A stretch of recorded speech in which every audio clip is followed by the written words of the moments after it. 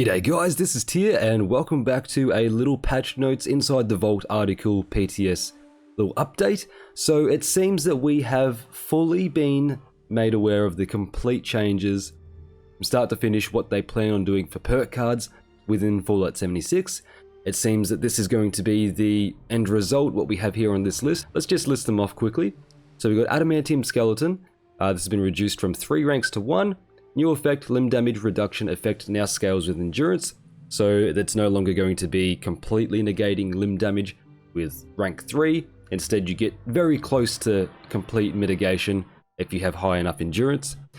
Technically a little bit of a nerf for less investment. Not sure how I feel about that one, but you know, at least it's less investment, that's something. All night long, ranks reduced from 3 to 1, that's good. And rank 1 perk point costs increased from 1 to 2. So basically it's 1 perk, but it costs 2 points to slot into your build. And the new effect, the positive effects of pre-war alcohol last twice as long. That's alright. We never had a perk that increases alcohol buff duration, so that's nice. This one I'm really happy about. Finally, batteries included. Reduced from 3 to 2, and at max rank it's 90% reduced weight for your energy ammo. So it's all following the role of Bandolier. Basically all weight reduction perks are going to be doing this, which is awesome. Bloodsucker, ranks reduced from 3 to 1, moved from Charisma to Endurance. Ranks gain the effect from max rank of 3, so it's all still as OP, or not OP, but as powerful as it was at rank 3, now just at rank 1. The healing bonus has been buffed to 200%, and it now applies its bonuses when you have the Cannibal perk, when using blood packs, so that's kind of cool if you're role-playing as some weird cannibal vampire dude. You know, that's a good handy little buff there, but not something that I would specifically be going for. Then we have Bullet Shield. This perk is amazing now. I'm definitely going to be slotting this into my Heavy Gunner, my Dreadnought build, so keep an eye out for the updated builds. I'm going to be updating all of them with all these perk changes, and they're going to be great. So it's been moved from Strength to Endurance, added a 4th rank, new effect, 5% chance per rank to deflect ranged attacks for 6 seconds when firing a heavy weapon. So basically, just as you're firing, if you're continuously firing, then this effect is going to be lasting. If you just fire like 1 bullet, then it'll last like a second or 2, and then it will, you know, stop deflecting. So it's nice if you're burst firing, you can keep it active a little bit. But basically, you know, max rank, you're going to get 20% chance to deflect range attacks that are shot at you. Basically like the Ricochet perk, so that's a awesome perk now. It's very powerful, going to be very handy for all those heavy builds. Cannibal, reduced from 3 ranks to 1, so very more cost efficient. Increase the healing received and hunger restored at rank 1. Nothing too major there, just makes it a little bit more sustainable and easier to slot in if that's something you want to do. Cap Collector, again 3 to 1, now applies to containers and corpses, not just cap stashes, so this is going to be actually quite handy if you want to, you know, become a cap collector, obviously, and get rich out there in the wasteland, because the new effect, the amount of caps found, scales with luck. Next up, we've got Evasive. This perk has changed quite a bit throughout the PTS. Looks like they've settled on something. Ranks reduced from 3 to 1. New effect now increases evade chance based on agility. Basically, the effect Serendipity will explain this a bit better, but basically, evade is just now a chance to completely avoid all incoming damage at the, you know, it's percentage based on a few things. It'll explain it a little bit better with it when we get to Serendipity. But basically this is basically a buff. If you remember, Evasive before just granted you 45 damage resistance. Now we've got a whole new ability to completely avoid damage based on your agility for this part.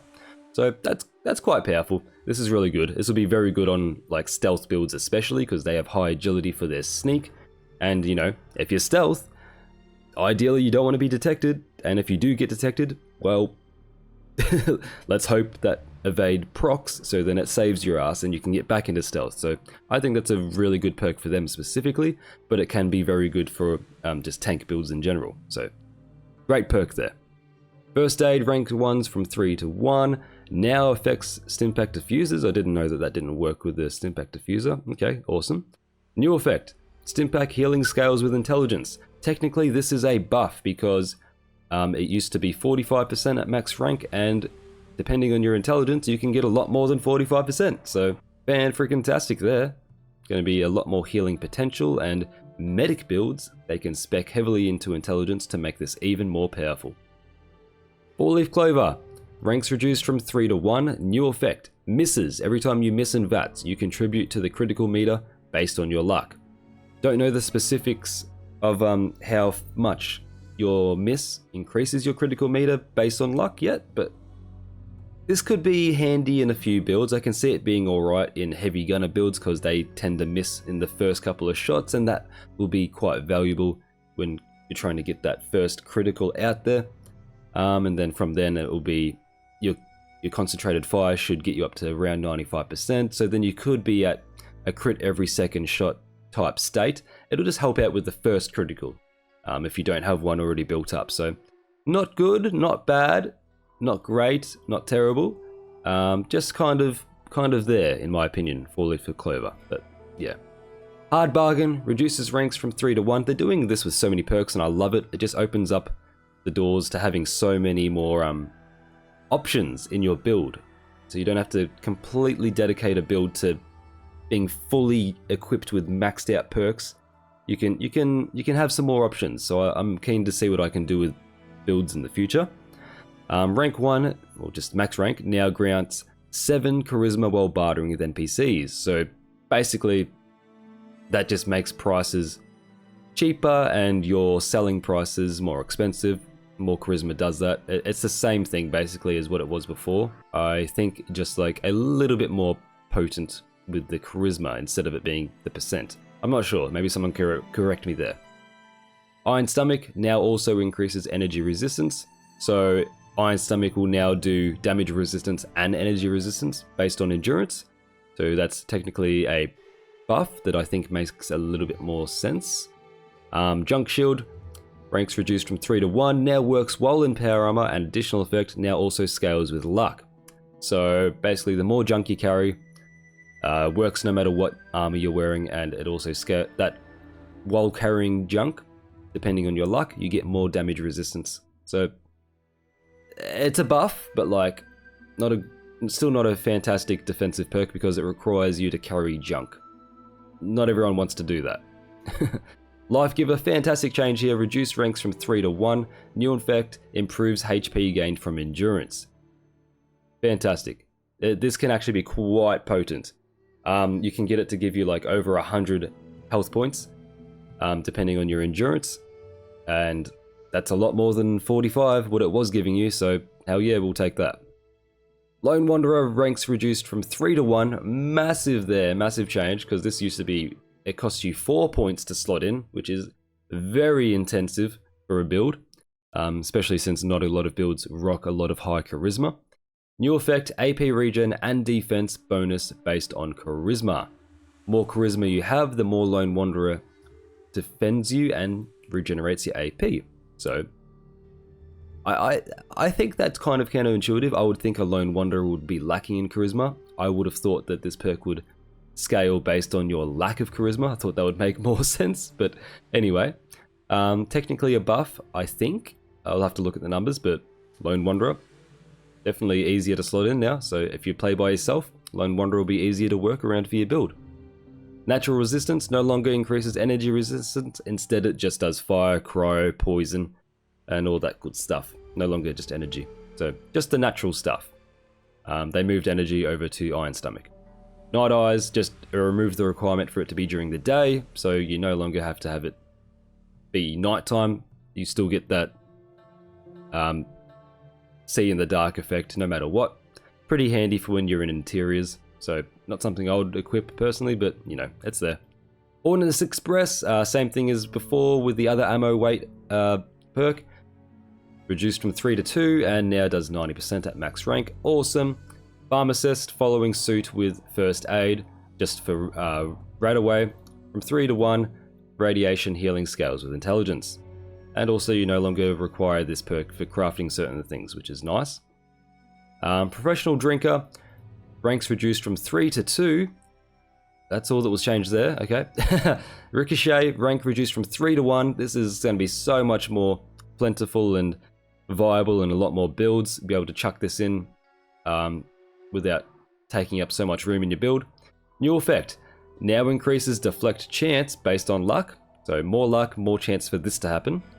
When it does happen, deflect grants a chance to reflect 100% of the damage of ranged attacks back on the attacker. So if a super mutant shoots you with a laser rifle that deals fucking 35 damage, and this procs, you're going to deal that 35 damage straight back to the super mutant. Back to the attacker, and it reduces that damage you take by 50%. So that 35 will just get halved, and you will take half that damage, but 100% of that damage goes back to the super mutant. Awesome. Deflect chance receives a bonus while wearing heavy armor or power armor. So you get 50% more chance when you're in regular armor. And while in power armor, you get 50% more chance while in heavy armor and power armor. And while you're in power armor, the amount of damage reflected is doubled.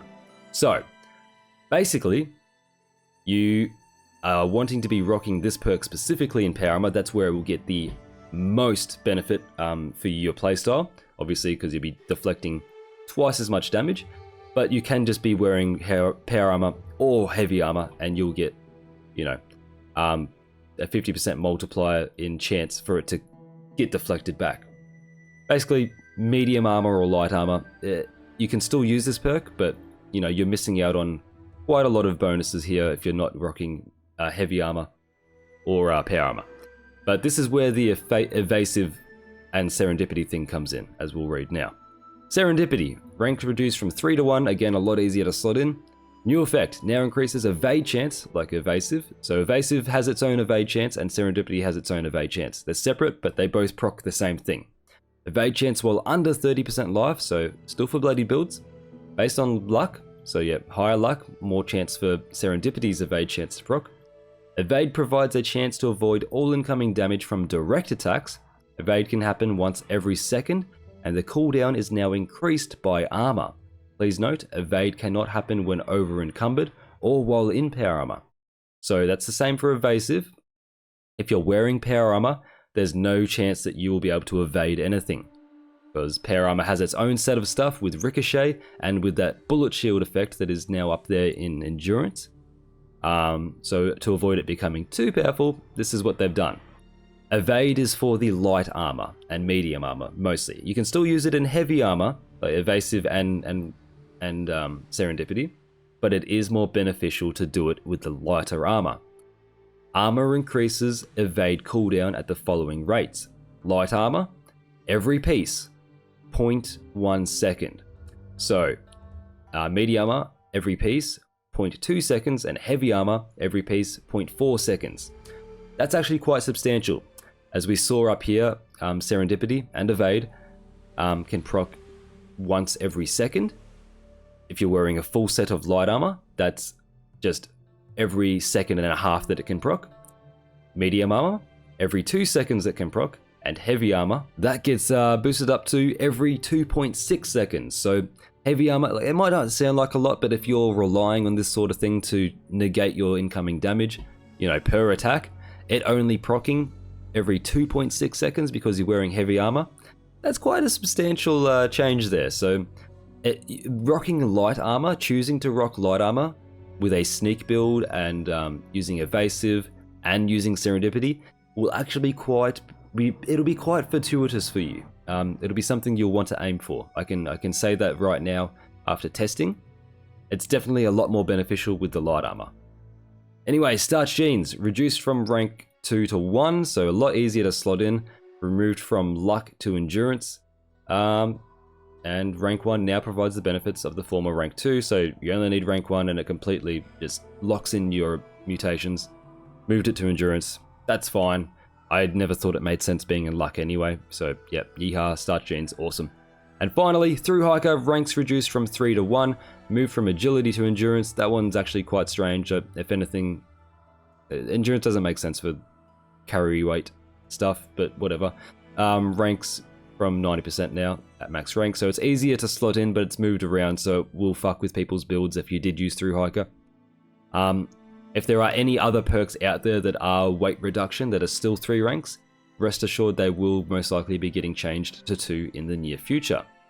So yeah guys, that is all of the perk changes. These are pretty much finalized. I don't think that any more changes are going to be going through on the PTS between now and when it gets released, basically.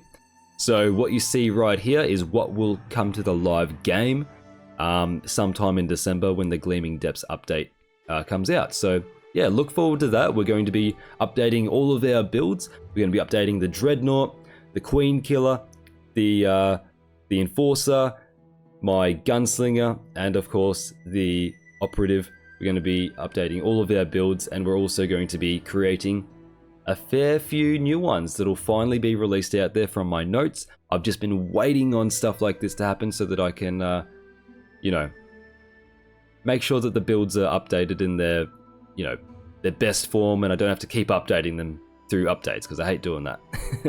Anyway, guys, that's been Tia, and I'll catch us in the next one. Roll the outro. That's going to do it for me. A massive shout out to all of my channel members. You're all legends, and thank you for your continued support on the channel. If you like what I do here and you'd like to support me further, then consider becoming a member or check out my merch store. We've got a lot of great designs and benefits, so be sure to check that out in the description. And while you're down there, chuck me a follow on my other social medias and join my Discord. Subscribe if you're new and like the video if you've enjoyed. I've been Tia, and I'll catch us in the next one. Welcome to Valhalla.